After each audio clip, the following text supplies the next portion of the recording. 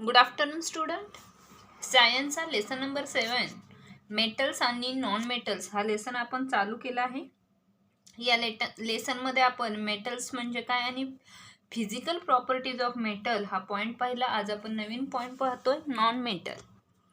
Carbon, sulphur, phosphorus and are a few non-metals. Generally non-metals are a brittle and non-clusters. म्हणजे काय तर जे काही नॉन मेटल्स आहेत त्यांना नॉन लेस्टर्स म्हणजे त्यांना एक चकाकी हा पार्ट नसतो. बघा, physical properties of a non metals काय आहेत?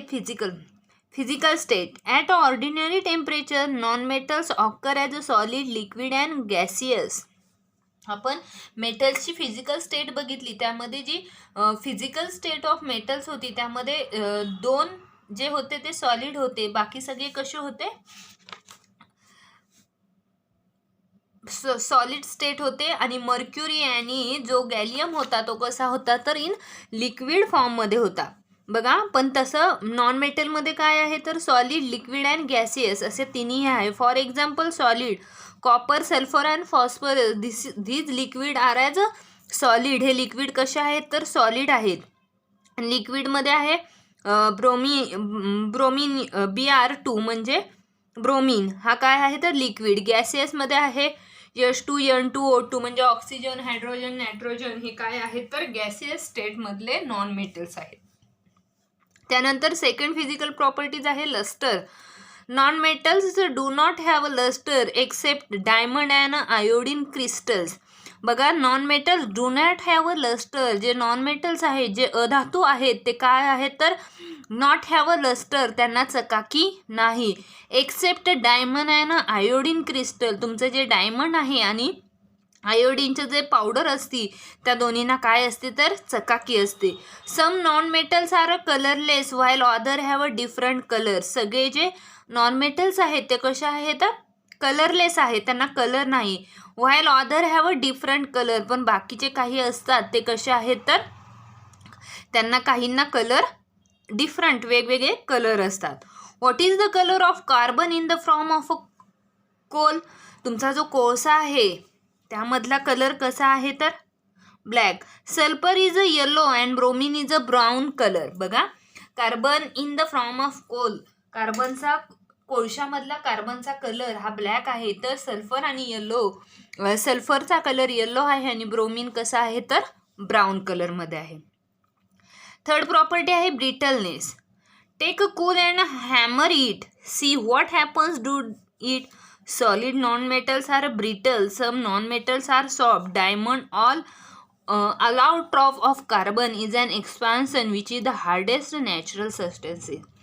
Brittleness म्हणजे काय? तर हॅमर इट. एखादं कोळसा आहे आणि त्यावर आपण हॅमर केलं, कोळशावर आपण हातोडीनं मारलं तर त्या कोळशाचा काय होतो? चुरा होतो.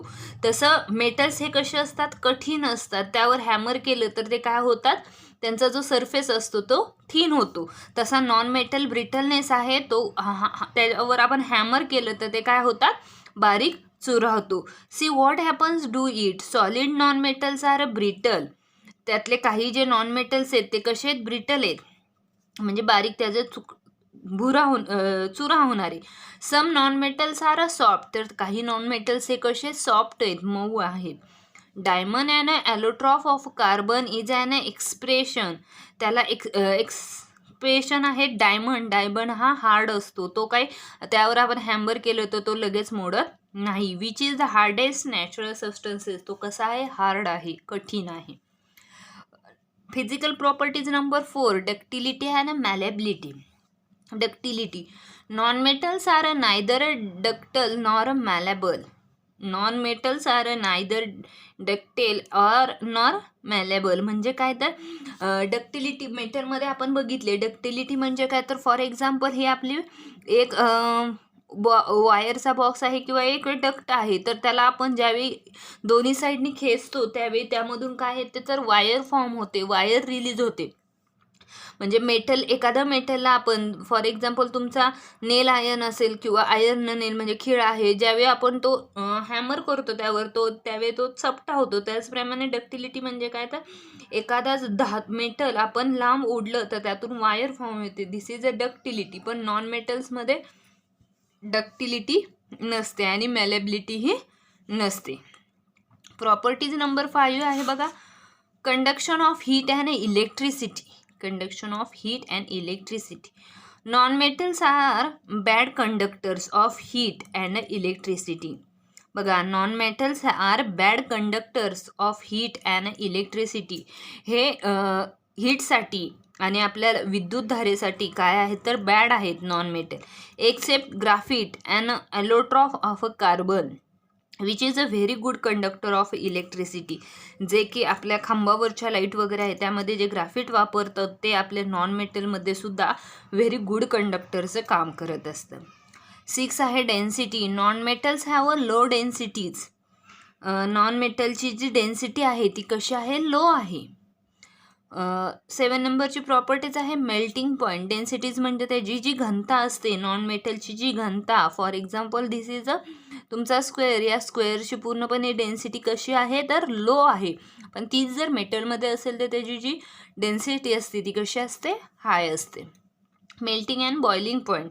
Non-metals have a low melting and boiling points. Exception the solid non-metals carbon and bromine melt at a high temperature. बघा, मेल्टिंग आणि बॉइलिंग पॉईंट हे नॉन मेटलचे कसे असतात तर लो असतात. आणि त्याचे expansion, the solid non metals carbon and boron melt at a high temperature. आणि जे काही तुमचे सॉलिड नॉन मेटल्स आहेत ते कसे असतात तर हाय टेम्परेचरलाच ते काय होत असतात, मेल्ट होत असतात, म्हणजे ते वितळत असतात. अशा पद्धतीने physical properties of non metal ह्या काय आहेत तर 7 आहेत. त्यामध्ये फर्स्ट आहे फिजिकल स्टेट, सेकंड आहे लस्टर, थर्ड आहे ब्रिटलनेस, 4 आहे डक्टिलिटी अँड मॅलेबिलिटी, 5 आहे conduction of heat and electricity, 6 आहे डेन्सिटी आणि 7 आहे मेल्टिंग अँड बॉइलिंग पॉईंट. ह्या physical properties of non metal या 7ही प्रॉपर्टीज तुम्ही काय करणार आहात, व्यवस्थित लिहून घेणार आहे. त्यानंतर आता बघा, आपण मेटल पाहिले, नॉन मेटल पाहिले, दोन्हीच्या फिजिकल प्रॉपर्टीज पाहिल्या. आता थर्ड पॉईंट आहे आपला metalloids. Some elements such as arsenic, silicon, germanium आणि antimony have properties which are intermediate between metals and non-metals. Such elements are called as a metalloids. Metalloids म्हणजे काय तर ज्यामध्ये एलिमेंट पण मेटल पण आहे आणि नॉन मेटल पण आहे, this is called as a metalloids. ज्या एलिमेंटमध्ये धातू आणि अधातू असे दोन्हीही घटक असतात, this is called as a metalloids. For example आपण बघितले arsenic, silicon, germanium, antimony have properties which are intermediate. या सगळ्या प्रॉपर्टीज म्हणजे मेटल आणि नॉन मेटल हे या एलिमेंटमध्ये असतं. त्यानंतर बघा, chemical properties of metal. Chemical properties of metal and non metal. पण आज आपण बघणार आहोत केमिकल प्रॉपर्टीज ऑफ मेटल. त्यामध्ये फर्स्ट आहे electronic configuration. Electronic configuration is the basis of a chemical behavior of element. Electronic configuration हे त्या मेटलच्या बिहेवियरवर अवलंबून आहे. Majority of metals have up to 3 electrons in their outermost shell. आणि कितीतरी एलिमेंट्स अशा आहेत की त्या एलिमेंट्सचा जो आउटरमोस्ट सेल असतो त्या सेलमध्ये 1 ते 3च इलेक्ट्रॉन्स प्रेझेंट असतात. This is first stage, second आणि हा आहे इलेक्ट्रॉनिक कॉन्फिगरेशन मधला. तर या आउटर मोस्ट सेलमध्ये 1 to 3 किती 1 to 3 इलेक्ट्रॉन्स प्रेझेंट असतात. आपण त्याला आउटर मोस्ट सेल म्हणतो. बघा, मेटल आहे सोडियम, ॲटॉमिक नंबर आहे 11, इलेक्ट्रॉनिक कॉन्फिगरेशन आहे 281. इलेक्ट्रॉनिक कॉन्फिगरेशन किती आहे 281. सेकंड आहे मॅग्नेशियम, ॲटॉमिक नंबर आहे 12, 282. ॲल्युमिनियम 13 ॲटॉमिक नंबर आहे 283. आता तुम्हाला सिलिकॉन दिलं, सिलिकॉनचा ॲटॉमिक नंबर आहे 14. तर इलेक्ट्रॉनिक कॉन्फिगरेशन काय झालं 284. मग यामधले कोणते मेटल्स आहे आणि कोणतं नॉन मेटल्स आहे किंवा मेटॉलाइट्स आहे, तर बघा 1, 2 आणि 3, म्हणजे हा 1 आणि 2 आणि 3 हे तीनच काय आहेत तर मेटल्स आहेत. का तर इलेक्ट्रॉनिक कॉन्फिगरेशनमध्ये metals have up to 3 electrons. मेटलमध्ये किती इलेक्ट्रॉन्स असतात, फक्त 3.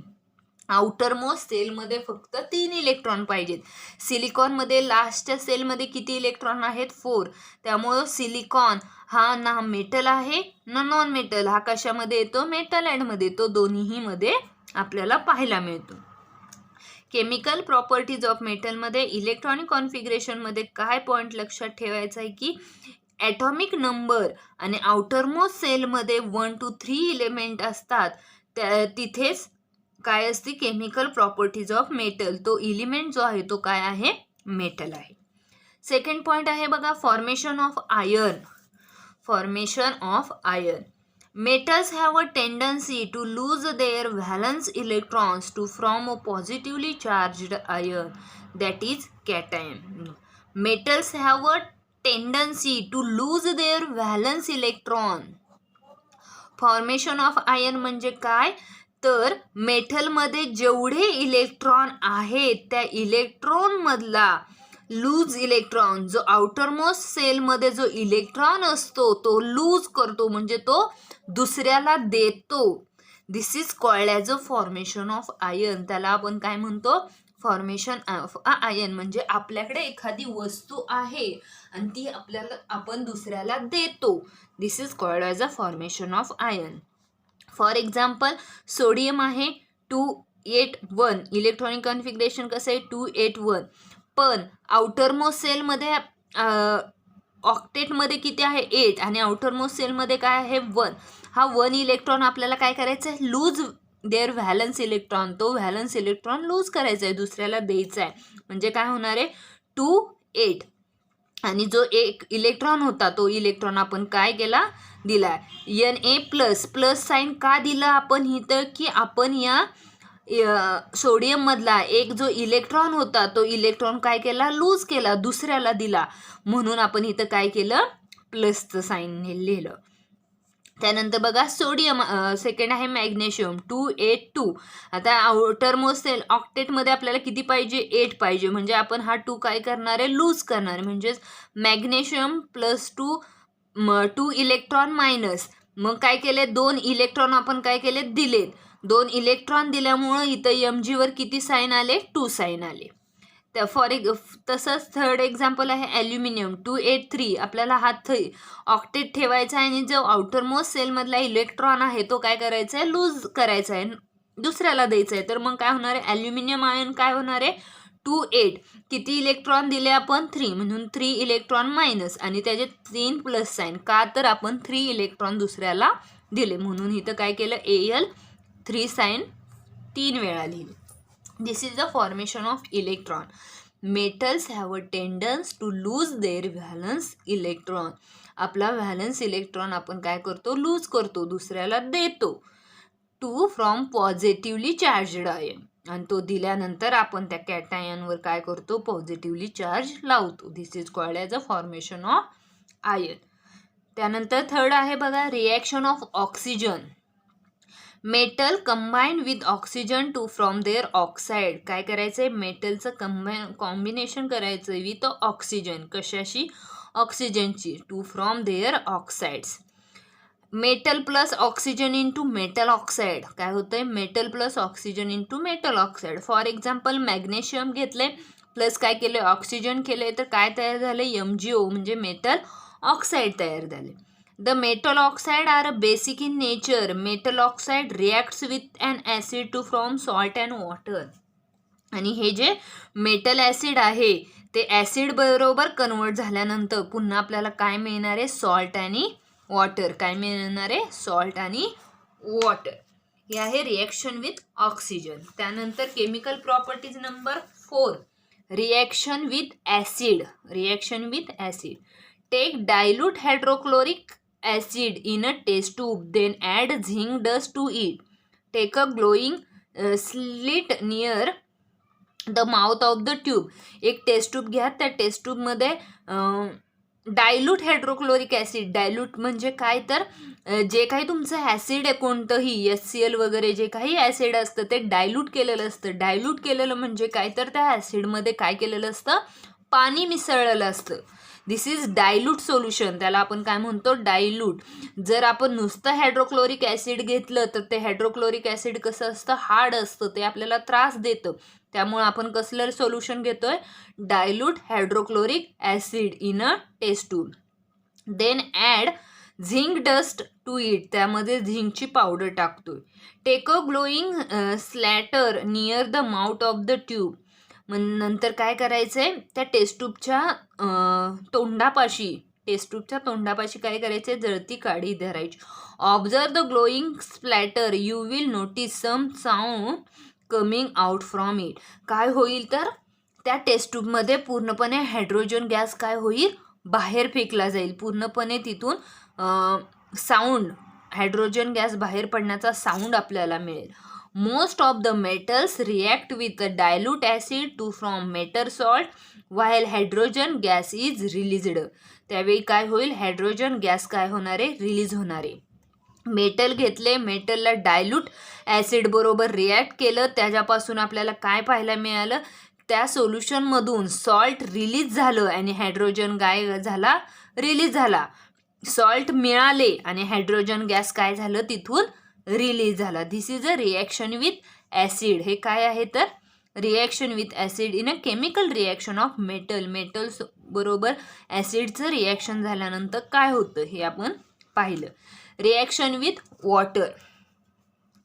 Reaction with water. Most metal do not show any observable and first reaction with a cold water, but some metals like sodium and potassium react with a cold water to produce their hydroxides and hydrogen gas. Magnesium metal requires steam to give a similar reaction. बघा काय आहे, most metal do not show any observable आणि fast reaction with cold water. Cold वॉटरमध्ये मेटलची कोणतीच reaction ही fast होत नाही. But some metal like sodium and potassium react with cold.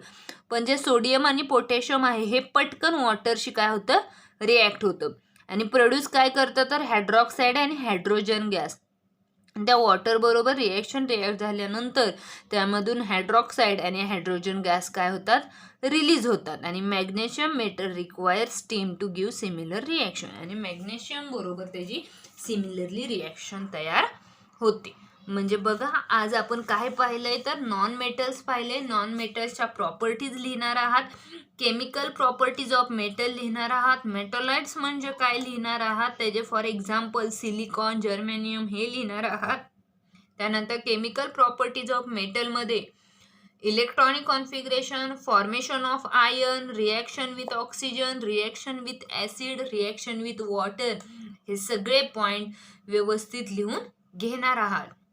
त्यानंतर chemical properties of non metal जे आहे आणि युजेस हे आपण उद्याच्या तासाला पाहूया. थँक्यू.